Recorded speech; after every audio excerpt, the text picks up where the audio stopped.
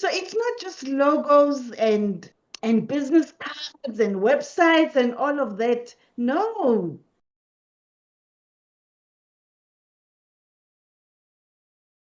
There is a framework that I like, and it's called Purpose plus the 7 Vs.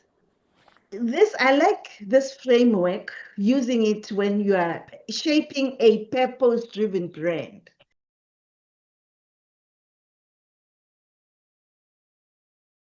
So the very first thing that you do is to find out, what is your purpose? Why are you here on earth? That is your purpose. And then, of course, where are you visible?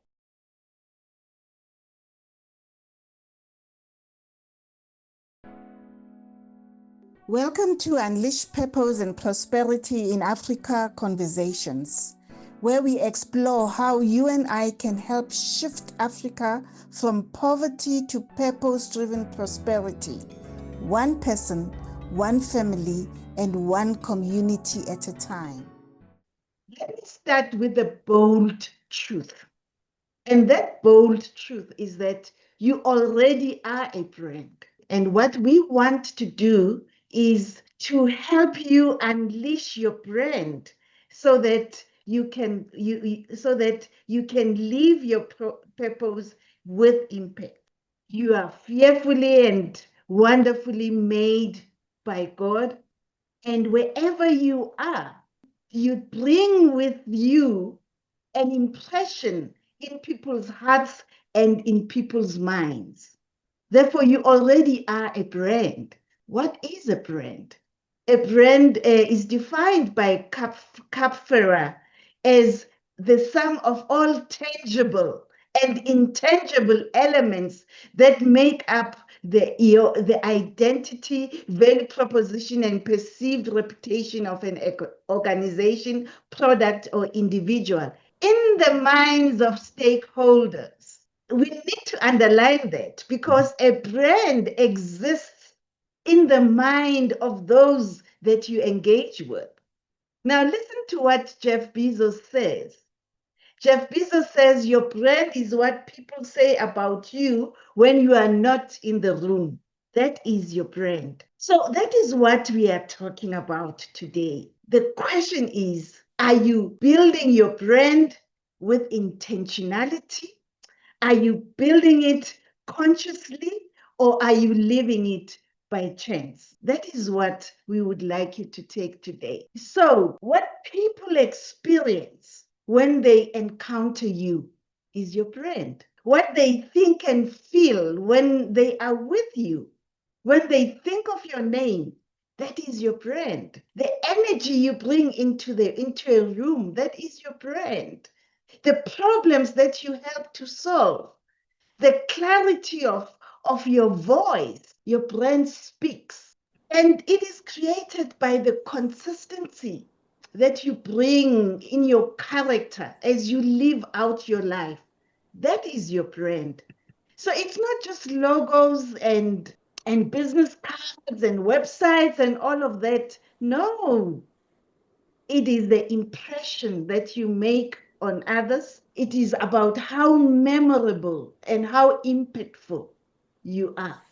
So that's what we're going to talk about today. There is a framework that I like, and it's called Purpose plus the 7 Vs. I like this framework, using it when you are, shaping your brand, shaping a purpose-driven brand. Some people do not have the P, but when we are shaping a purpose-driven brand, this is a good one. So the very first thing that you do is to find out, what is your purpose? What is your purpose? What has God called you to do on this earth? Why are you here on earth? That is your purpose. I've met many people who say, when I ask them, do you know your purpose? And they say, yes, I know. I know my purpose. But when you engage them further and you see, no, man, this person keeps on jumping from this thing to another, and to another, or they are frustrated because things that they are doing and are not doing, they are not doing what they love doing. Whenever I see that, I know this person is not very sure about their purpose. They are not very, very sure about why they are here on earth for. And that is why at Bees Oil, then we help them. We help you. We help you to be so clear about your purpose. And then after that, in this framework, then we look at the value proposition. What problem are you solving here on earth? What problem? Because your branding is about the value that you're bringing here on earth. What vision do you have? What future are you inviting others into? They say a brand is a promise. It's because it takes you, it invites us into a certain future, a certain transformation that you are taking us to. The third V is about the values that you stand for. What is important to you? What are you not willing to compromise on? Your voice. What does it sound like? What does your brand sound like? Are you a loud person? Are you soft? Are you gentle? Are you bold? Are you like Nando's? You know how Nando's is in their voice? They are witty. They make us laugh about politicians. Are you that voice? What about vibe? What kind of vibe do people feel when they are with you? What kind of energy, emotional energy, are you sharing with them? And then, of course, what we normally identify as a brand, the symbols, the logos, the colors, the images, that is what we normally think of, but that is just a little part of it. And then, of course, where are you visible? That is also part of your brand. I mean, you can have everything, you can have all of the purples and other V's, but if you are not visible, if no one knows you, then you are not visible. So this is the framework that I recommend, and we will engage with as we go along. I actually have a gift for you of this framework that is going to help you shape your thinking. But for now, what I would like us to do is to listen to this story. And as we listen to this story, I would like you to be listening. Look at this widow with oil story. Most of you know who have engaged with me know that I'm called the oil lady, by the way. And I'm called the oil lady because of this story. This story is the story that has shaped my purpose. It has shaped my brand. And it is a story that guides who I am and what I do. So we are going to listen to this story. Please listen with the idea of what is her purpose? What is this woman's purpose? What is her value proposition? What is her vision? What is her vibe? What is her voice? Let's look at all of those 7 V's. And please, as you listen, I would like you to type in the chat what your thoughts are. The wife of a man from the company of the prophets cried out to Elisha, "Your servant, my husband is dead, and you know that he revered the Lord. But now his creditor is coming to take my 2 boys as his slaves." Elisha replied to her, "How can I help you? Tell me, what do you have in your house?" "Your servant has nothing there at all," she said, "except a little oil." Elisha said, "Go around and ask all your neighbors for empty jars. Don't ask for just a few. Then go inside and shut the door behind you and your sons. Pour oil into all the jars, and as each jar is filled, put it to one side." She left him, and afterward shut the door behind her and her sons.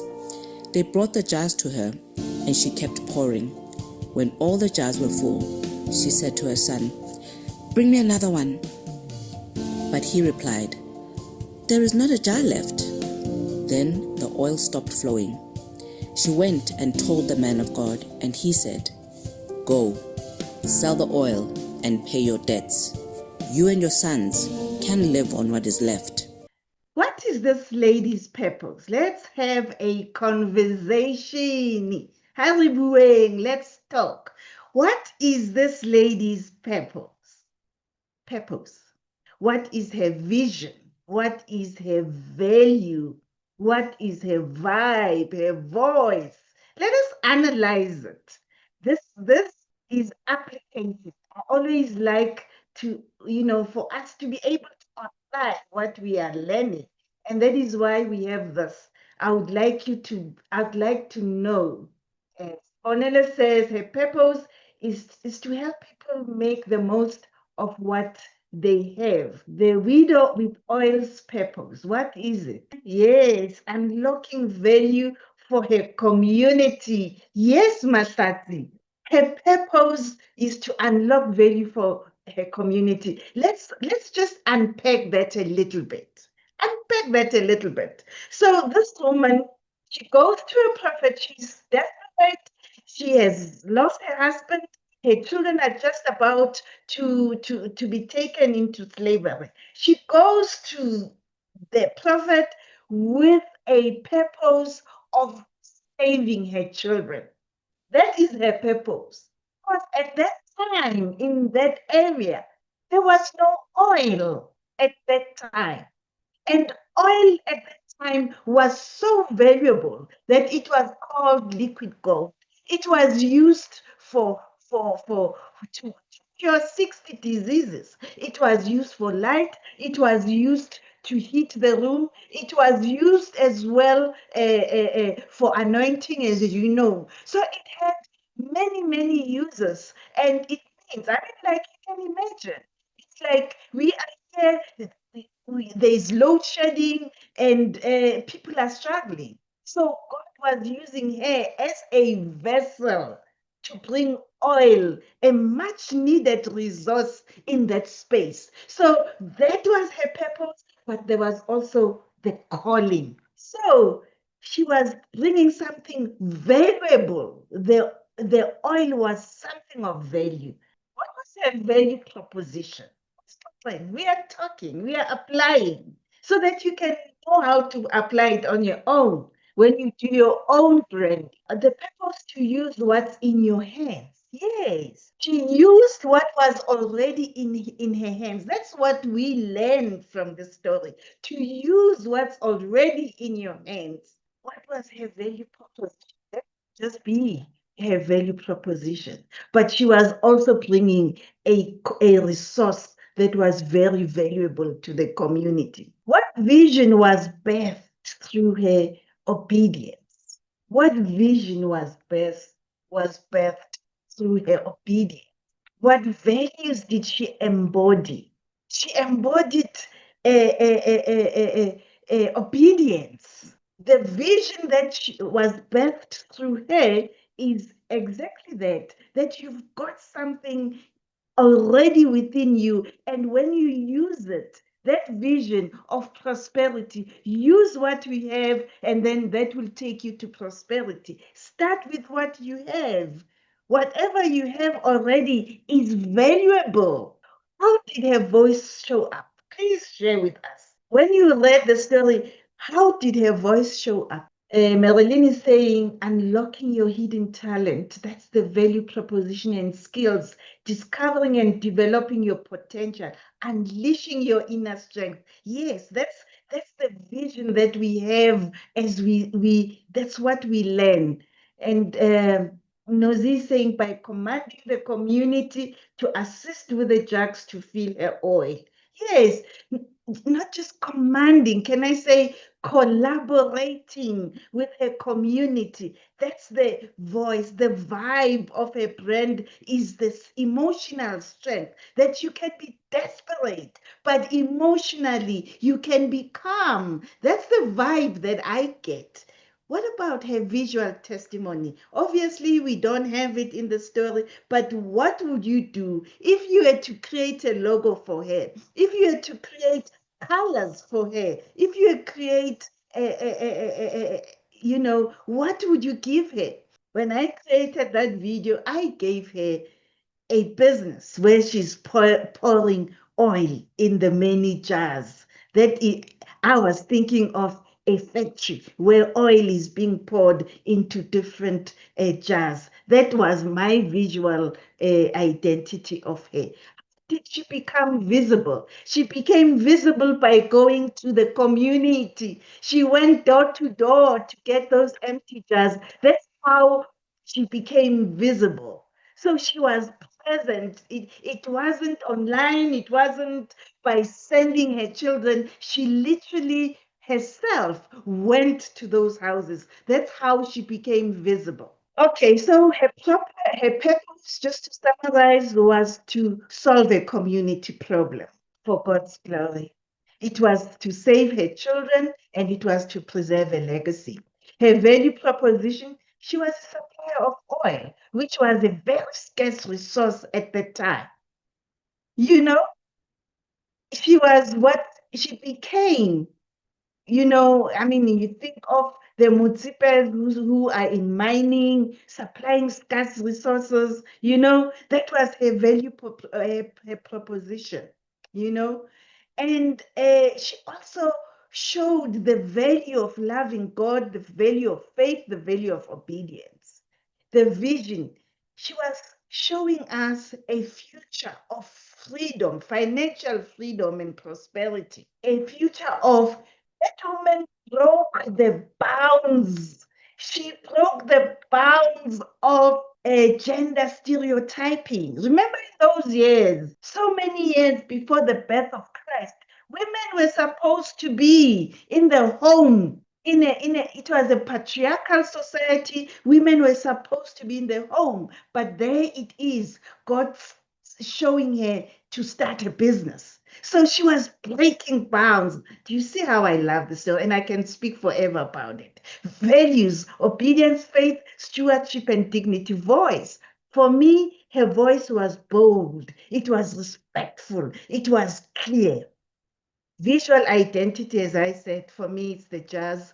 It's a factory where jars are filling with oil. And you know that factory. There are people packing into boxes. They are going to distribute this side. A factory with a factory line. That's my vision. I don't know about you. Visibility, she engaged her community. Just like we are doing today, we are engaging you. If you are ready to release the greatness God has placed within you, and you are willing to live your purpose and help Africans prosper intentionally and impactfully, then you are at the right place. Catch Afritanergy, the transformative, purpose-driven energy of Africa that empowers you and I to prosper where God has called us.